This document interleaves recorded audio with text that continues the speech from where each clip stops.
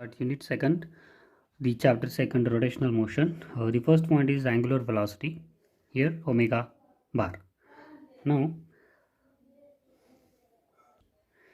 consider a rigid body at A is rotating about this axis. Now it traverses angular displacement, or it traverses the distance from A to A dash, that is linear displacement. We can say it has traveled A to A dash, so that will be A to A dash, that is a linear displacement of that particle.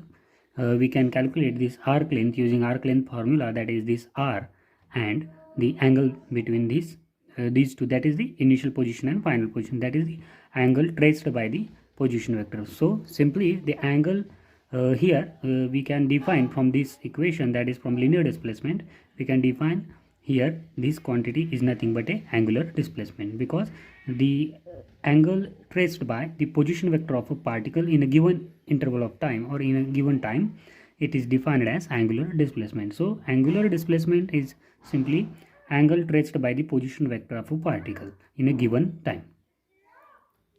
Now how we define the angular velocity? As we define linear velocity, we define angular velocity as a rate of change of this angle with respect to time. Now if we want to find instantaneous velocity, instantaneous angular velocity, as in last chapter we have studied that instantaneous velocity, so we just make the time interval as small as possible but not equal to 0.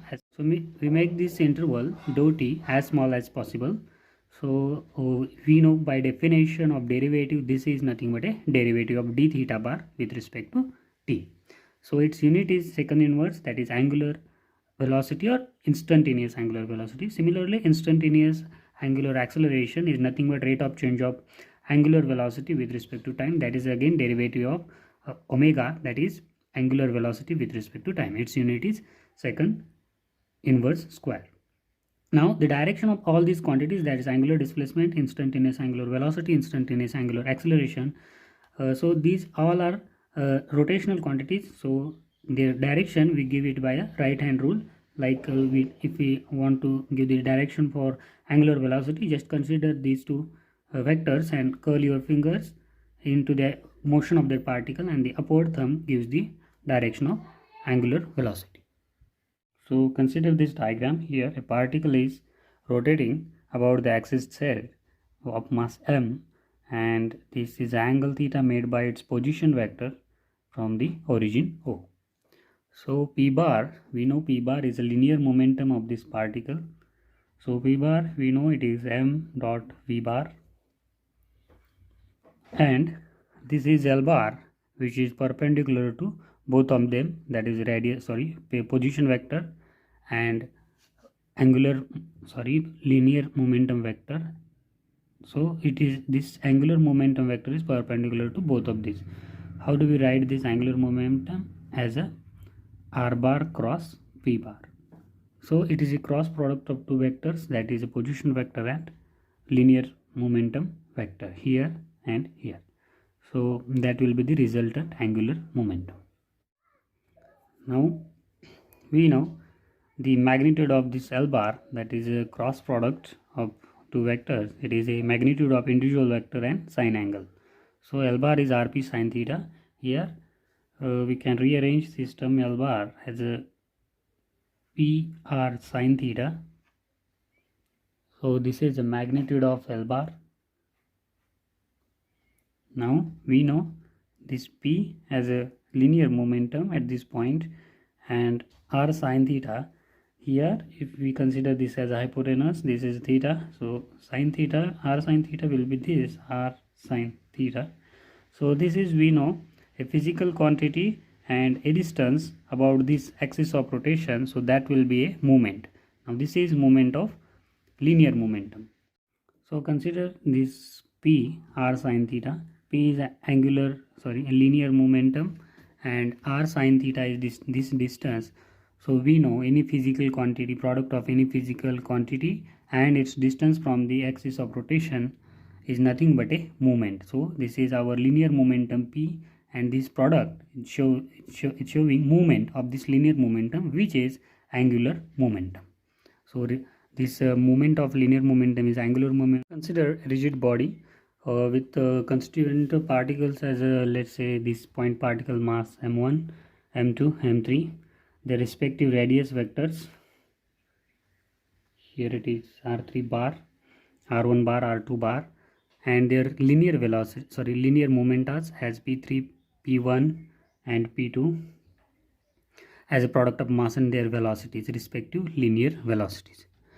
Now we know this angle is 90 degree as usual. Okay, so radius vector and this linear momentum. So body is rotating in this direction, so we will get this radius vector, and the instantaneous linear velocity of this particle is in this direction, that is a tangent to this point. Now we know this rigid body, as it is a rigid body, it has same angular velocity for all of these particles, but it has a different linear velocities as p1, p2, p3. Now we know that is p1 is equal to m1 v1, that is v1 is a linear velocity. In terms of angular velocity omega, we can write m1 r1 omega because it is same. So for second particle we can write like this, and all of these particles. Now angular momenta, we know it is product of position vector or radius vector and the linear momentum. So we just put the value of p1 in this formula, and we get L1 as a linear momentum of this first particle which has mass m1. Similarly for all of these particles we get m1 r1 square omega. So if we want to find the total angular momentum of this rigid body, we need to add all of these small angular momentas, and we have to generalize it. So we need to use the summation sign. So we get I omega, where I is nothing but mi ri square, which is moment of inertia of a body. Study torque. So torque is a rotational equivalent of force, or it is a moment of force. In linear motion we have force, but in rotational motion we have torque as a force. So torque is a angular force, we can say, or a force in a rotational motion. So consider a force is acting on this particle A at position A from the axis of rotation O at a position vector r bar. Now we can define the tau, that is rotational effect, which is a torque, as a cross product of this r bar and this f bar, as both are vector quantities. So we know their magnitude by the cross product of vectors fr, that is magnitude of both of them, and the sine angle between them, that is a theta. So we can see here, if we increase this position vector and this f bar is along this side, so the angle between them is a theta. So here we can see also this r sine theta is nothing but a moment arm r sine theta from the axis of rotation. So this is r sine theta, and this is physical quantity f, that is a force. So we know a distance and a physical quantity, their product is nothing but a moment. So torque is nothing but a moment of force. So torque's another definition is torque is a moment of force. Now the torque produced in any body or any point, any rotational motion, is depends upon the application, the direction of application of that force, its distance from the axis of rotation, and the magnitude of force actually. So magnitude of force, greater the magnitude, greater the torque, but the distance, if distance is greater, if you apply the force here, the torque is less, and if you apply the linear force here, so that torque will be greater one. Now if you apply it in another direction other than 90 degree, if you apply it only in perpendicular direction, that the torque will be maximum in that direction. But if you change the angle, that is the direction of application, then it will change, or it will be a lesser one. It is a maximum when the applied force is perpendicular to the point. Consider this as a door, and this is axis of rotation of door. If you push the door from this point, you have to push it harder. So torque produced is very small. If you push it from this side, it will be easier and the torque will be greater. Now consider the relation between torque and angular momentum. So consider a particle of mass m moving with instantaneous velocity capital V bar, and so we can write the force acting on it as a force is mass times acceleration. So this dv bar by dt is nothing but we can take the same inside. So the derivative of this is nothing but p bar, that is a momentum, linear momentum. So we know the relation torque is equal to r bar cross f bar, that is force and position vector or radius vector, and f bar's value is dp bar by dt, rate of change of linear momentum with respect to time. Also we know the relation L bar is equal to R bar cross P bar, that is angular momentum is a product of cross product of linear momentum and radius vector. So we take a differentiation of this equation and we get dl bar by dt as R bar cross dp bar by dt. Now comparing equation 1 and 2, we can write the tau bar is equal to dl bar by dt, but this is a torque for a single particle. For n particles we can take the summation of all of these li's, so we will get a total torque or total linear momentum of the system of n particles. But here the force acting on this system or the system of n particles is external only, because the internal forces are opposite and equal, so they get cancelled, and we get the tau external is equal to d capital L bar by dt. Here we have also for the value of L bar as I omega. Here I is moment of inertia, omega is angular velocity. So obviously the tau bar external will be differentiation of this I omega. So I is constant, omega is d omega by dt is nothing but angular acceleration. So we get the relation tau bar is equal to I into alpha bar, which is angular acceleration. Let's find kinetic energy of rotation of system of n particles. So we know if body is rotating about an axis, so with angular velocity omega bar, now consider a single particle of mass m1 at a distance r1 from the center of rotation or axis of rotation. Then its linear velocity, we know v1 is equal to r1 omega 1, that is angular velocity, and that radius, the distance from the axis of rotation. So the kinetic energy will be half mv square, that is half m1 r1 square omega square. So the total kinetic energy will be sum of all the n particles like this. So we can just generalize this mi square omega square, half is common, outside constant, so that will be half I omega square. So let's define what is moment of inertia. We define moment of inertia in terms of or about an axis of rotation. In this case, this axis passing through this point. Now consider all the individual particles m1, m2, m3, m4, m5 with masses and their respective distances from the axis of rotation. Moment of inertia of any body about an axis is nothing but a sum of the all masses of that body and their respective square of their respective distances. Now for this formula we can write capital M k square, as capital M is total mass of the body and k is radius of gyration. It is a distance in a body where we can suppose it is a distance in a body from the axis of rotation where the whole mass of the body, that is capital M, is supposed to be concentrated. So we can consider this point as a whole mass of the body is concentrated at this point. So this distance is nothing but radius of gyration. Consider one element dm at a distance r from the axis of rotation, then its moment of inertia will be r square dm. So for all of the body it will be integration of such elements.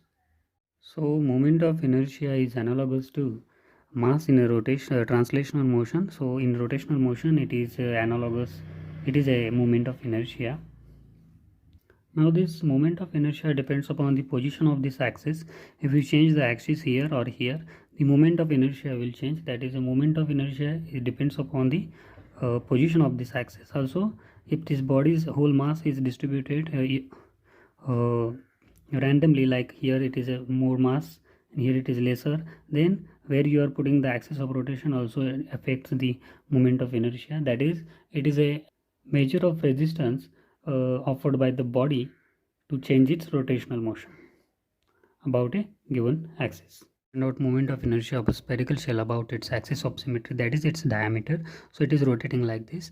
Now what we will do, we will divide this whole spherical shell into slices, small slices. So consider this slice EGFH. So we will find out first its moment of inertia, then we will integrate and we will find out the whole moment of inertia of this spherical shell. Now consider the surface area of this shell as a 4 pi r square. So mass per unit area will be m by this 4 pi r square. So now the sphere's this small slice is of width dx and it is at a distance x from the center. Now in triangle OPE, that is OPE, this triangle which is having this angle d theta, or which is making angle theta from this axis. So this triangle OPE, we know it is a this PE is r cos theta, because this angle is theta, this angle also is theta, because these lines are parallel and this is crossing, this line is crossing both of these lines. So this angle theta, this angle will be theta, so that will be r cos theta, this side PE.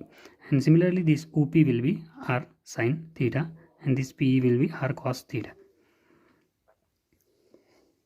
Here this EG, that means this arc length, we know this r and this angle, that is radius and angle d theta, so that will be the arc length. Now the surface area of the slice, that is 2 pi PE into EG, that means 2 pi PE is this, so 2 pi into this radius r of this disc or this slice and its width. So we will get the total surface area of this slice only, because 2 pi its radius r and its width EG. So width or this length, okay, not the width dx, its length EG across this circular path. So that will be the surface area of the slice, that is 2 pi r dx.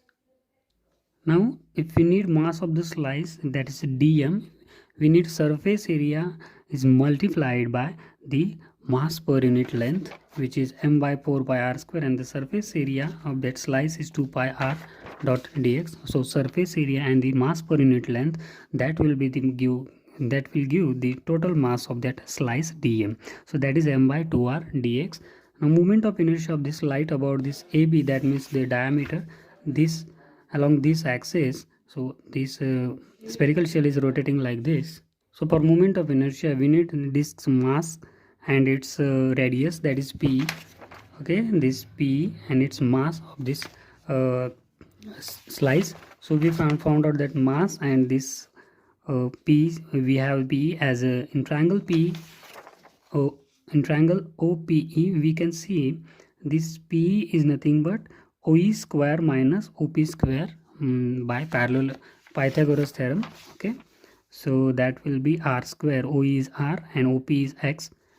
We can see here OE is r radius and OP is x, that is distance from the center O. So that will be the P. So we just put the value of dm and P in this equation, we get the moment of inertia of that slice. So for the whole shell, we need to integrate from minus r to r, that is from this point to this point. So we can integrate this and we will get the resultant as a moment of inertia of the whole spherical shell 2 by 3 mr square. Let's study the moment of inertia of solid cylinder about its axis of symmetry. Here consider this solid cylinder. Its axis of symmetry are two here, this one along this axis like this rotation, and along this axis going through the center. So this will be the rotation. Now consider this disc is divided into small such discs, okay, like this. So with with thickness dx, so it has cut into some slices like dx with of length dx. Now we define the mass per unit length, that is m by l here. Now if you want to find the mass of this disc, we need to multiply this distance, that is this length, with respect to this length with mass per unit length. So we will get the mass of this disk as dm. So let's find out moment of inertia Ix about the symmetry axis xx dash, that is a horizontal axis. So this cylinder, solid cylinder, is moving like this about this axis. Now if we consider a disk, okay, a small disk in this cylinder, then its moment of inertia will be half ml dot dx. Ml by dot dx is nothing but the mass of this cylinder, as dm is equal to capital ml into dx, that is mass per unit length into the length of this, width of this disk, and r square as a distance, r square as its radius. So if you want complete moment of inertia of this whole cylinder, we need to integrate all such disks, moment of inertia of all such disks. So we will just integrate this dix, and we will get the answer half mr square. Now the moment of inertia about an axis y dash. Here we will consider the disk in this disk in this cylinder. Now we will use here the theorem of parallel axis. Okay, so here first we will find out the moment of inertia of the disk about this axis, okay, which is parallel to y dash. So that will be 1 by 4 dm, that is mass of this disk, which is nothing but ml dx, and r square, that is its radius. So about this axis, its moment of inertia, so this disk is rotating like this. So you have to imagine this now. So this disk is rotating, its moment of inertia about this axis, which is parallel to y dash, or this axis is going through its diameter, is its value is mr square by 4l into dx. Now we need to find out this moment of inertia about the axis y dash. So for this we use the theorem of parallel axis in moment of inertia. So first we need moment of inertia about this parallel axis, this axis, plus mass of this disk and the distance from the original axis y dash. So we will get the moment of inertia of this disk about the y dash. So we need the quantities moment of inertia of this disk along about this axis, and mass of this disk and this distance. So we know the moment of inertia here of this disk about this axis, and the mass of the disk as, so we know the mass of the disk is dm ml dot dx, and the distance between parallel axis, that is nothing but here you can see this is y dash and this is axis, so this is x. So distance between the two parallel axes is x, so it's square. So we got the moment of inertia of this disk. Now we have to integrate. Now we have to integrate this diy to get the inertia of whole cylinder. So we just integrate this integration, you can do it. So we get the answer iy is equal to m r square by 4 plus l square by 12 about the axis which is going through y dash. When integrating, we just took the limits as a minus l by 2 to l by 2 here in this diagram, as a minus l by 2 to plus l by 2. So you can choose 0 and l also, so that will be a complete length l, so the answer will not change. Now let's find out the moment of inertia about a spherical shell and solid cylinder when it is rolling down an inclined plane through its axis O, which is passing through its center of mass from this point. Okay, so a spherical body which is a spherical symmetric body, which is maybe solid cylinder or spherical shell, is rolling down on this inclined plane with angle theta. So its mass, radius we know, and we know at A it will be a steady one, so its kinetic energy will be 0 and its potential energy will be mgh, that is here it is mgh because it's a mass, its acceleration due to gravity constant g and this height h. So potential energy of this disk will, or this body will be mgh. Now at this point C, we can see its kinetic energy will increase, and that is a linear or translational kinetic energy, that is half mv square, and also it will rotate So it is rotating, so its rotational kinetic energy will be half I omega square. Now we know I is the moment of inertia and omega is angular velocity.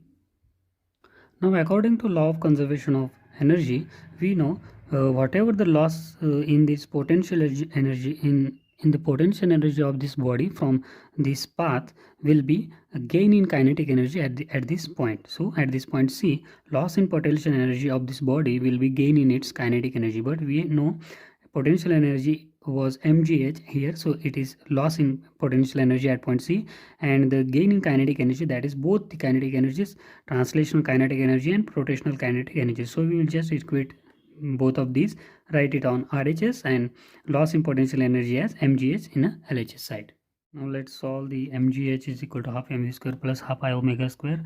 After solving this, we get the value of velocity, linear velocity, as a 2gh r square by k square plus r square power half. So k is the radius of gyration. Now we know h is s sine theta. You can see in the diagram h is nothing but this s and sine theta. So h is s sine theta. Now we can put use the kinematic equation. V square is equal to 2as. Here a is acceleration, which is linear acceleration of this body, okay, of this body, and s is this distance.